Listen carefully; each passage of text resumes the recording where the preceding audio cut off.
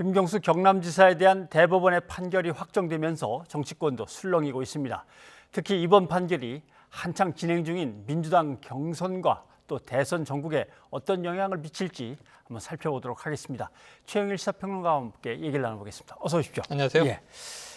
김경수 지사 개인을 얘기한다면 그동안 이렇게 산입된 것들을 계산해 보면 한 2028년 4월까지 네, 정치 활동을 못 하는 겁니다. 그렇습니다. 이렇게 되면 벌써 몇 년입니까? 치명적이죠? 네, 예. 치명적이죠. 정치적인 사망 선고다, 파산 선고다 이렇게 되고요. 사실 그렇습니다. 이게 2015년에 실형 확정됐던 한명숙 전 총리의 예. 이 유죄 판결과 비견할 만합니다. 네. 왜냐하면 당시에 대권 주자였고 그렇죠. 서울시장 후보로도 나왔었고요. 거의 당선될 뻔도 했는데요. 그 이후에 정치적인 행보가 완전히 끊겼죠. 네. 사실 지금 77일을 복역하고 보석으로 풀려났었기 때문에 1년 9개월 정도를 복역해야 되고요. 하고.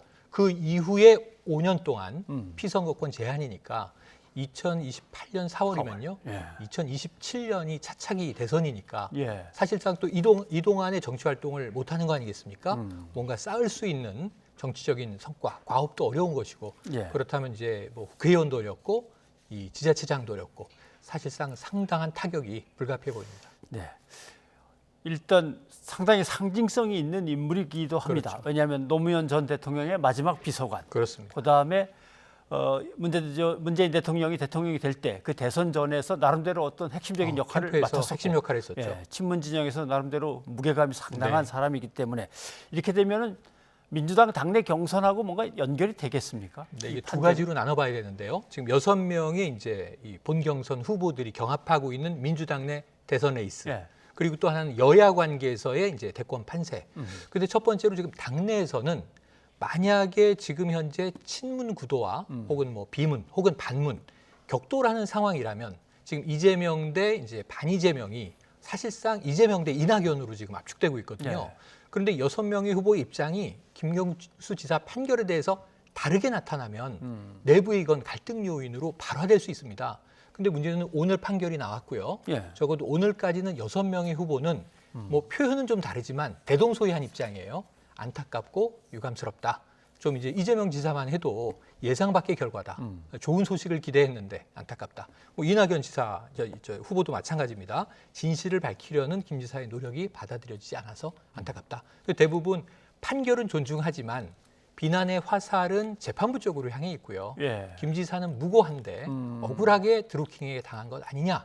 그리고 판결도 잘못됐다. 이런 취지로 6명이 똑같고 조금 이제 비문 스타일이라고 한다면 예. 박용진 후보 정도가 좀 다른 목소리를 낼 것인가?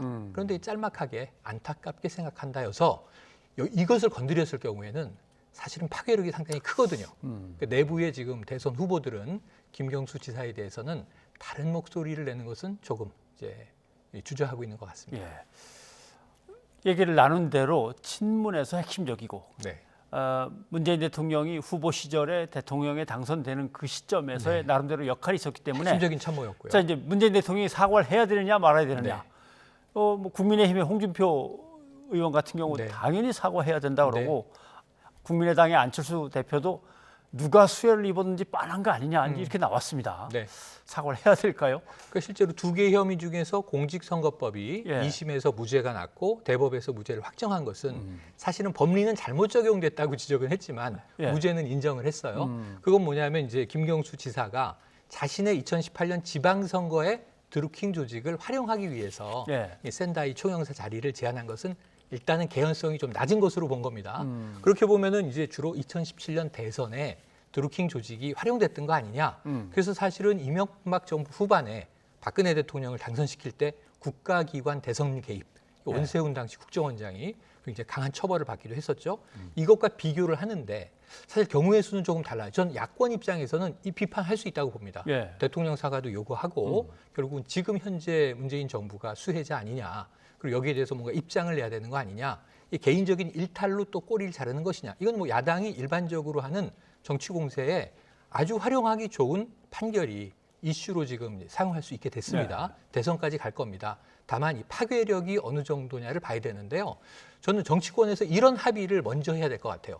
국가기관 대선 개입은 있어서는 안 될 일이 예. 최근에 벌어졌던 일이니까 그것은 정말 엄단해야 되고요. 네. 공무원의 정치 중립 의무가 있는 것이고 이것은 이제 민간 사조직의 불법적인 어떤 여론 조작의 개입이거든요. 그렇죠. 근데 이게 드루킹 조직만이겠는가에 대해서는 왜 아무도 이야기를 하지 않는가? 제가 알기로는 과거에 이제 엄기영 후보 같은 경우에 펜션에서 동원해서는 안 되는 불법 선거 운동원들에게 돈을 이제 주면서 예. 이 불법적인 선거 운동을 하다가 사실은 큰 타격을 입은 적도 있습니다. 선거법 위반이 되는 거고요. 근데 지금은 온라인상에서 이런 조직은요. 사실상 거의 모든 캠프의 하부 조직으로 존재하는 거 아닌가 싶을 정도로 여론을 본인들이 지지하는 후보에게 유리하게 끌고 가기 위해서 예. 뭐 볼런티어로 자발적으로 열심히 글 쓰는 이제 소수의 합법적인 영역의 개인들을 빼고는 이런 조직이 몇 개나 있을지 상당히 고민을 해야 예. 되거든요. 미국 선거의 경우에는 러시아가 개입했다 이런 얘기도 나오고요. 좀 굉장히 이제 심각한 문제가 사이버상에서 벌어지고 있는데 그렇다면 드루킹 같은 조직들을 발본색원하기 위해서 여야 정치권이 먼저 우리는 이런 조직과 다시는 손잡지 않습니다라는 선언을 하고 발본색원하기 위한 노력을 하면서 그러면서 이게 이 사건의 파장을 대선에서 논하는 건 의미가 있지만 네. 김경수 지사는 이미 정치적 사망 선고 받았다고 아까 말씀드렸는데요. 차차기까지도 대권의 현재 상황으로 못 나옵니다. 이 문제를 파는 것은 예. 사실 법적 판결이 내려진 것에 대한 사후적인 해석일 뿐이기 때문에 드루킹 같은 조직들 생산성은 또는 없어 보입니다. 선거 전이면 나타나서 내가 뭔가 거들겠다고 하는 사적인 조직들 적지가 않습니다. 예. 다 할 겁니다. 아주 아마. 좋은 지적해 주셨습니다. 네. 아무튼 법원 판결에 대해서 뭐 이러쿵저러쿵 뭐 정치적인 공세가 서로 다를 수는 있지만 네. 문제는 민주주의에서 가장 중요한 선거라고 하는 그 이벤트에 대해서 그렇죠. 적어도 선거를 어떻게 하면 공정하게 칠 건가를 같이 고민을 해야 되는데 네. 도움만 된다면 갑자기 등장한 브로커와 손을 잡기도 한다거나 그렇죠. 뭐 이상한 사조직을 동원해 가지고 다른 공작 같은 것 핀다거나 이런 것들은 이제 염두에 두지 말아야 된다는 건 분명히 이번에 맞습니다. 짚고 그래서 넘어가야 될 것 같네요. 오늘도 이제 뭐 이 송영길 대표가 오후에 이제 이준석 국민의힘 대표와 방송 토론을 하면서 네. 여기에 대해서는 여야가 다른 시각이니까 네. 좀 이제 안타깝게 생각하면서 순진한 김경수 지사라는 표현을 썼는데 사실 대권 주자고 체급 있는 정치인이지 않습니까? 그렇죠. 그런데 네. 문제는 이제 당했다 하더라도 진실은 이제 법원 판결과 서로 다르다 할지라도 예. 문제는 이제 이러한 것에 발목이 잡혀서 정치 활동에 이제 타격을 받는 것은 또 본인의 책임도 일부 안타까운 일이죠. 안타깝게 봐야겠죠. 예. 더군다나 뭐 남부 내륙 철도라든가 메가시티. 동남권 얘기, 메가시티 이런 것들 중요한 사업들이 어떻게 될 건가 대단히 지역에서는 그렇습니다. 걱정입니다. 자, 근데 송영길 대표 얘기를 꺼내셨으니까 네. 당내에서 이재명 지사와 이낙연 전 대표 사이에 워낙 치열하게 맞습니다. 서로 막 공방이 오고 가니까 그렇죠. 안 되겠다. 이거 뭐 가이드라인을 설정하든지 해야지. 상당히 고민이 큰 모양입니다. 네, 뭐 신사 협정의 가이드라인이라도 만들어야 될 상황이다. 만들겠다. 조만간 만들 것으로 보여져요.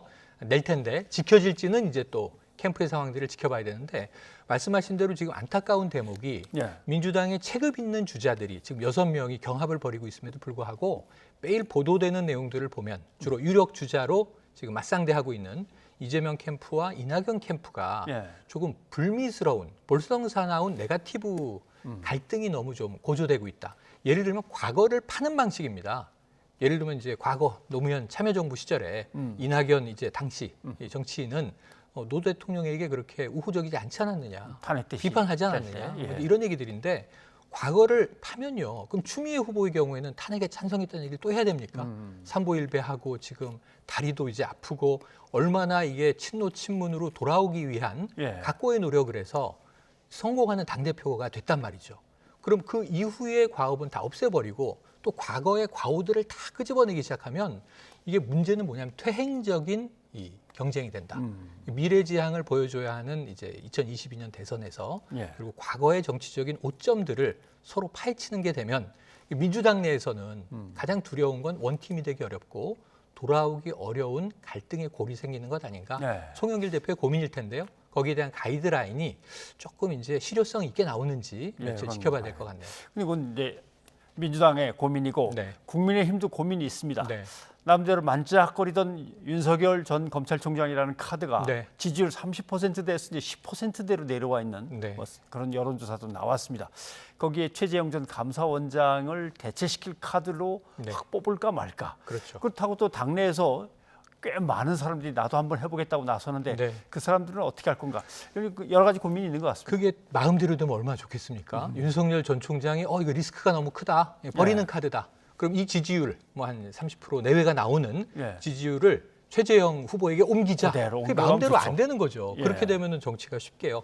그런데 문제는 윤석열 전 총장이 요즘에 리스크가 그동안은 뭐 처가 의혹이라든가 일명 엑스파일이라든가 이런 거에서 지금은 본인이 이제 전원 정치가 아니라 육성 정치로 나서면서부터 본인의 말이 본인의 발목을 잡고 있는 거예요. 예. 좀 깜짝깜짝 놀랍니다. 어제는 광주에 가서 그야말로 이제 눈물을 흘리면서 묘비를 쓰다듬었는데 예. 다음 날은 대구에 가서 밀란이라는 표현이 등장하기도 하고요. 그리고 지금 OECD에서 우리나라가 세계 최고로 노동 시간이 많은 사실 세 번째 나라입니다. 예. 멕시코, 칠레, 대한민국인데요. 말이 안 되는 상황이죠. 노동 시간을 더 조절해야 돼도 지금 어떻게 될지 모르는데 120시간 주당 해야 된다. 근데 문제는 이 말을 임팩트를 주기 위해서 힘을 실어 던진 것으로 저에게는 들려요. 네. 그리고 나중에 해명은 그런 의도가 아닌데 악의적 해석을 하고 있다. 그것은 중요한 얘기가 아니었다. 근데 그럼 그 얘기를 왜 했습니까? 예를 들면 미친 소리 이런 발언이 나왔어요. 네. 대구에서. 그런데 그것은 다른 표현, 부적절한 이야기였다. 그런 이제 이야기는 당시에 나와서는 안 됐다. 얼마든지 이제 더 부드럽고 우아한 언어로 표현할 수 있는 것을 그렇게 그 순간 표현했다는 것은 본인이 임팩트를 시키기 위해서 뱉은 말이거든요. 그리고 나서는 그건 중요한 얘기가 아니고 지엽적인 건데 왜 그걸 중요하게 다룹니까라고 한다면 그 말은 누구 입에서 나왔는지를 먼저 생각을 하고 네. 왜 나는 그런 표현을 썼을까? 왜 120시간이라는 숫자를 얘기 안 해도 되잖아요. 그럼 예. 그냥 이제 노사 자율에 맡겨서 탄력적인 노동시간 운영으로 가자. 정책적인 이야기를 해도 되는데 굳이 숫자를 이 24시간이 이제 7일이면 계산을 다 168시간이고 해보면서, 예. 그 중에서 이렇게 얘기를 해놓고 방송에 나갔는데 120시간이 중요하지 않습니다라고 얘기하면 자꾸 말 바꾸기가 되거든요. 예. 그래서 본인이 던진 말을 본인이 해명해야 되고 거기에 대한 비판과 이 갈래가 파생되는 말들을 해서는 정치인의 메시지는 모호한 것인데 모호한 일이 계속 벌어지고 있네요. 전 윤석열 전 검찰총장은 요새 일일 일실이라고 그렇습니다. 하루에 한 번 잘못 말해서 네. 또 한 번 잃어버리고 또 한 번 잃는다 자꾸 이런 얘기가 나오는데 대놓고 얘기 못하지만 국민의힘 안에서 예. 지금 이제 경선 버스에 빨리 타라고 압박은 하지만 내부에서도 일부 이러한 이제 메시징 방식에 대해서는 탄식이 좀 나오는 근데 것으로 국민의힘 쪽에서는 최재형 원장을 그러면 대치카드로 뽑을 거냐 했는데 네. 아직도 인지도는 사실은 좀 낮거든요. 네. 정말 낮죠. 그런 점에서 또 최재형 원장도 나름대로 열심히 해보려고 SNS도 시작했다고 그러더라고요. 맞습니다. 뭔가 좀 어떻게 새로 등장하는 의혹도 있긴 있습니다만은 좀 반전이 있으면서 좀 이렇게 뜰까요? 그런데 그건 이제 변수가 필요한데 예. 최재형 원장이 이제 야권 지지층의 시각으로 보면 신선한 인물이고 또 새롭기도 해요. 그리고 반듯합니다. 사실은 지금 예. 이제 아까도 이제 이 딸들에 대한 어떤 편법 증여냐 이게 이제 의혹이 예. 또는 이제 엄마 아빠 찬스, 이 부모 찬스에 대한 이야기가 나왔습니다만 이게 뭐 대권 주자에 대한 검증으로는 그렇게 임팩트가 크진 않아요. 네. 보통 장관 인사청문회 정도에 나오는 이야기들입니다. 그러니까 아직까지는 뭐 큰 리스크는 발생하지 않는데 리스크가 없는 건 좋으나 말씀하신 대로 국민의 눈에 쏙 들어올 수 있는 매력이 발휘되지 않으면 예. 반듯한 걸로 대통령이 되지는 않거든요. 강력한 지도력을 보여주는 리더십의 매력이 있어야 되는데 반듯해서 대통령이 됐다면 그동안 엘리트 대통령이 계속 나왔겠으나 예. 우리나라 현대사에서 역대 대통령들은 강력한 리더십을 그렇죠. 보여준 인물들입니다. 대개는 카리스마와 리더십을 그렇습니다. 돋보이게 하는 것이 네. 주요했기에 또는 시대 정신을 뭐 꿰뚫는 그 이전과는 다른 형식의 리더십이라든가 그런 면에서는 미담과 반듯함만으로 윤석열 전 총장이 어찌 보면 이제 정권의 대립각을 세움으로써 만들어온 자체 발광은 아니지만 반사체로 끌어올렸던 지지율을 최재형 전 원장이 오롯이 받아오기에는 일부는 받아올 수 있겠습니다만 쉽지 않아 보인다. 그래서 이 분산되는 것을 나눠 가지려는 또 이제 당내 다른 주자들도 그렇죠. 지금 열심히 뛰고 있는 거고요. 예. 아마 제 생각에 여러 가지 변수들에 의한 변화 과정이 나타날 것 빨리 같습니다. 뭔가 당에서 멋진 경선 이벤트들을 준비해가지고 네. 붐을 빨리 일으키는 것이 필요하겠습니다. 그렇습니다. 누구를 쳐다보다가 또 이쪽을 쳐다보다가 네. 사람을 쳐다볼 게 아니라 그런 것도 그렇죠. 좀 필요해 보입니다. 예, 오늘 여기까지 듣도록 하겠습니다. 최영일 평론가 고맙습니다. 고맙습니다.